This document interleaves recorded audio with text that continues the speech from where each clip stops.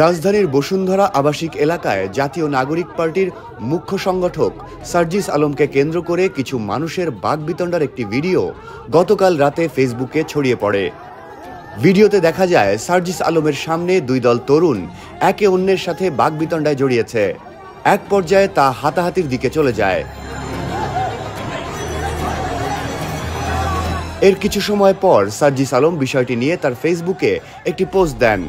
পোস্টে তিনি ঘটনা সম্পর্কে লেখেন, ইফতারের পর বসুন্ধরা আবাসিক এলাকার প্রাইভেট ইউনিভার্সিটির সহযোদ্ধাদের সাথে চায়ের আড্ডা দিতে গিয়েছিলেন।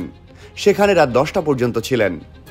15 থেকে 20 জন ছাত্রসহ নর্থ সাউথ ইউনিভার্সিটির সামনে দিয়ে হেঁটে যাওয়ার সময় সেখানে 10 থেকে 12 জন এসে ঢাকা বিশ্ববিদ্যালয় সিন্ডিকেট নিয়ে স্লোগান দেন।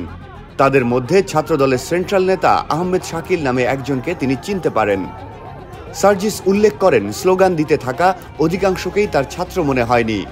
পরবর্তীতে ছাত্রদলের শাকিলের নেতৃত্বে তার সাথে থাকা প্রাইভেট ইউনিভার্সিটির ছেলেদের উপর ধারালো অস্ত্র দিয়ে হামলা করে এবং একাধিক জনকে রক্তাক্ত করে। ওই পোস্টে হামলাকারীদের দ্রুত বিচারের আওতায় আনার দাবি জানান তিনি।